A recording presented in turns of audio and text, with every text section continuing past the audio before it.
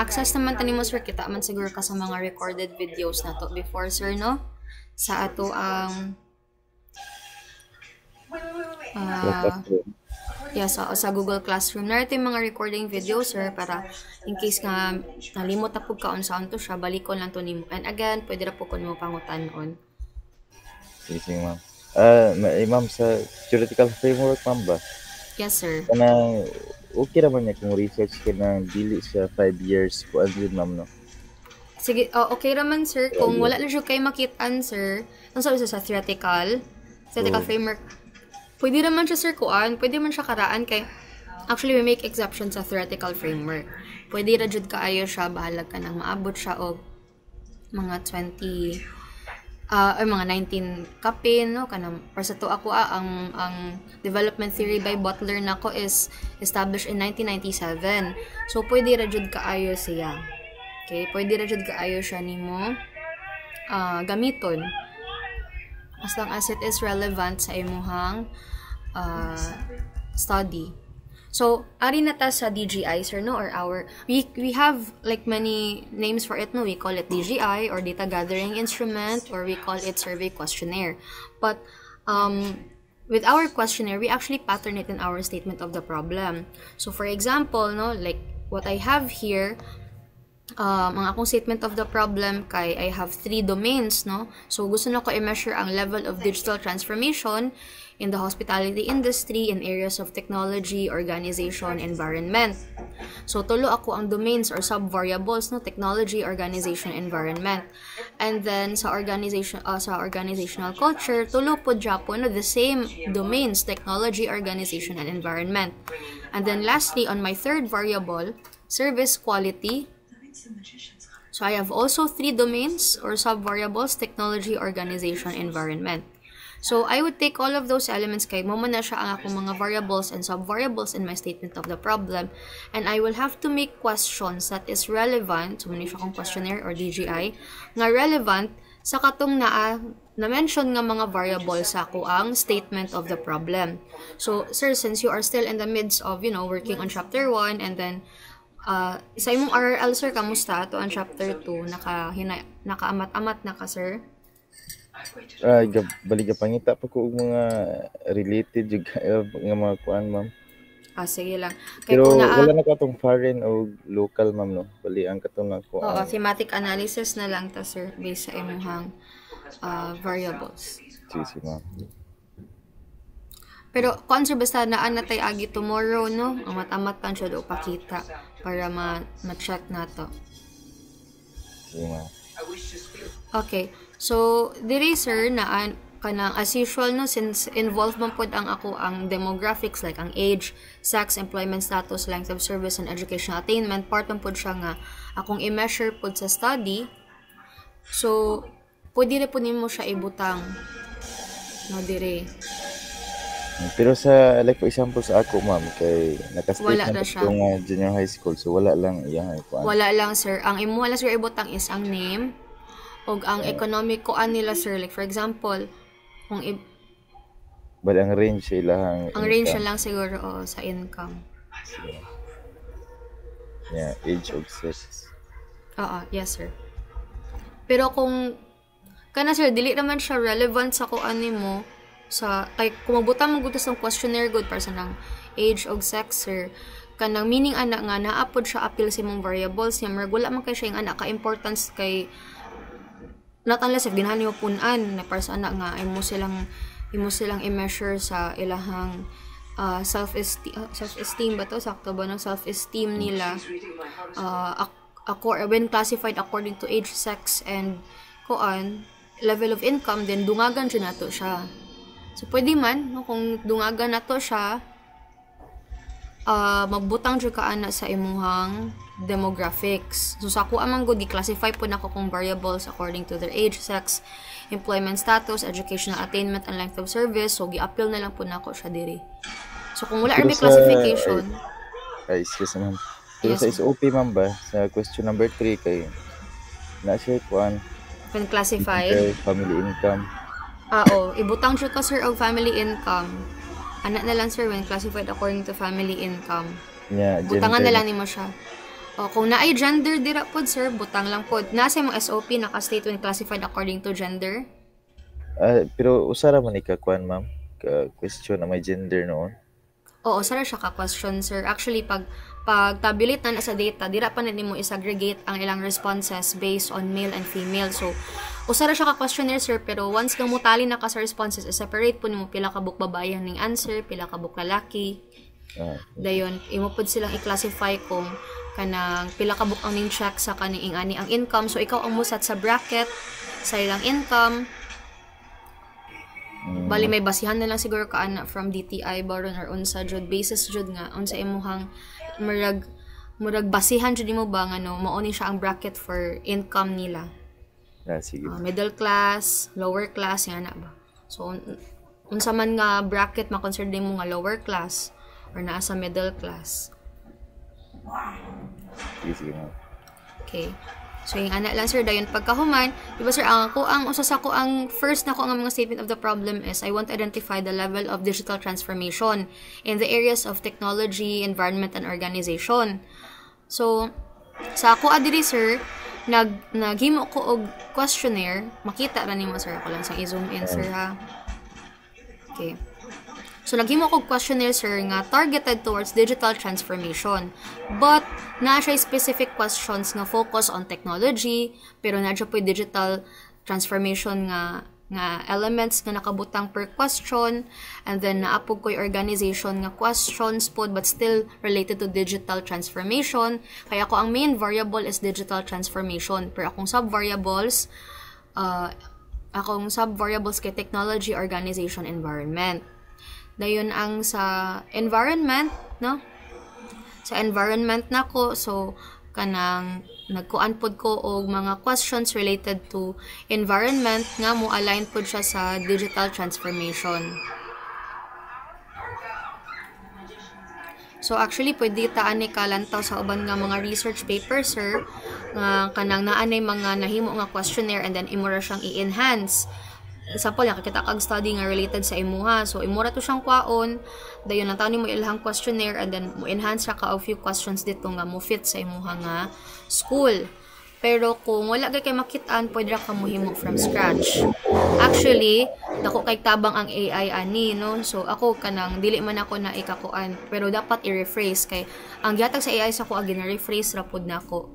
Basta ay identify lang jud nimo ang imuhang mga variables. Kung imong variables, sir, wala kay sub-variable. For example, variables lang jud imuha. Pwede masking tag 10 questions per variable. If, for example, for self-esteem, imuhang questions abi, so pulo ka questions under self-esteem. Sa kuha na magug ko yung mga domains, no? So, maunang nagbutang ko. So, ang next na pod, sir, is ang ato ang organizational culture. So, this is my second na pod na ko nga statement of the problem. But under organizational culture, I have the same domains sa previous nga variable, no? Same ra Japon. Ang domains na ko or sub-variables kay technology, environment, o organization. So, naghimo ko og naghimo Japon ko og questions related to organizational culture nga naapoy hints of technology. Okay?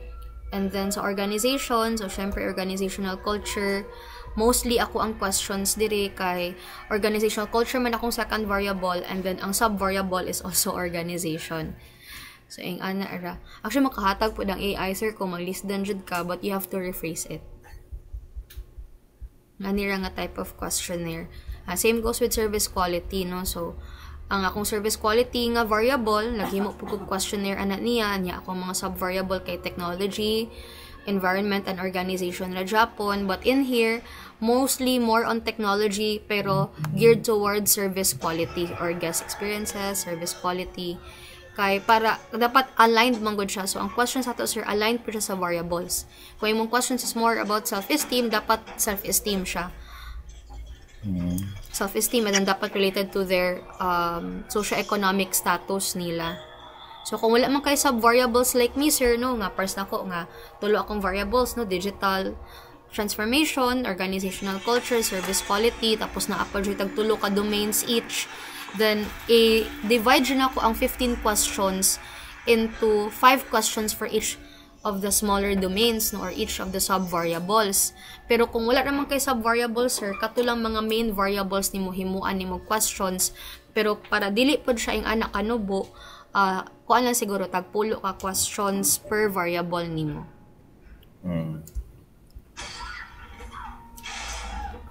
So usually, sir, after ani, we usually undergo test of validity and test of reliability, no? Pero dili laman ta magi-ani kay concept paper raman siya, sir, no? So usually ang process ani is after ka mahuman og pre-oral abi, no, kay naghimo na ka sa chapters 1, 2 and 3 nimo. Yan chapters 1, 2 and 3 nimo is complete siya. Di siya pareha sa concept paper nga gimargi panubo lang siya, no? So complete siya imong chapters 1 and 3 and then naapod kay questionnaire.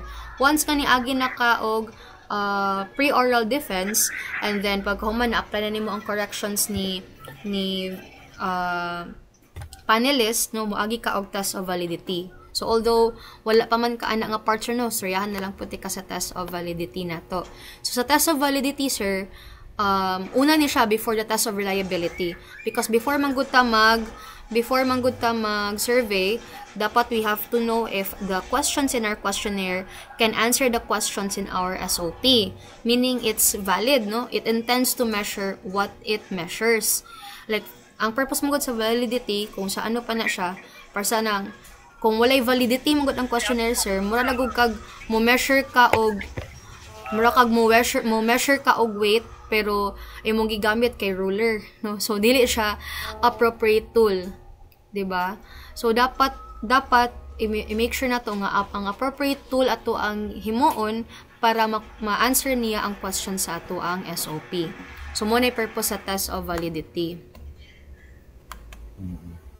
Kay parsan na, sir, no, kung simang ang ako ang questions diri sa questionnaire, unya dili siya mo align sa ako ang statement of the problem, so useless ra Japon. Kay dapat manggod after ta maka-survey, we will go back to our statement of the problem. Kani ba tanan ako ang gibuhat pag survey nako makatubag ba siya sa pangutana sa akong statement of the problem. So mo na ang purpose niya. And usually in our validity we get 5 validators dapat aligned pod, no, so kanang mga RGC, kanang master sa guidance, no, dapat aligned sa imong industry. Kay dili pod pwede nga masking kinsa lang, dapat kabalo pod sila sa imong study. Okay, so mo na siya usually in our test of validity, and then we compute for the results. Usually the results of the validity compute na siya ni statistician. So, ing ani ni siya, sir, no, mo send ka og letter sa validators, and then dapat na SOP nimo, and then your questionnaire, and then sa ubos is the good and skates, no. Pwede mo siya ilisan para mahimo siya og kanang content validity ratio, pero ang ginagamit ato diri is good and skates lang. So, syempre kanang mo check ra ang validator if kanla bang imong mga questions in your questionnaire kay di ba siya mo consume og time, no, kanang okay ba ang iyang content, aligned ka ba siya sa SOP nimo. So once nga i-tabulate ra, no, sa mga 5 validators mahuman na sila answer, so i-tabulate nimo ang result, dili nimo balaan kung very high valid or not valid ba ang imuhang questionnaire. After nga ma-establish ang validity, sir, dito na punta sa test of reliability. Sa test of reliability, ing ani ang itsura sa imong questionnaire, no, wala lang mausab. Maraming kukag survey, pero kuan siya pilot testing.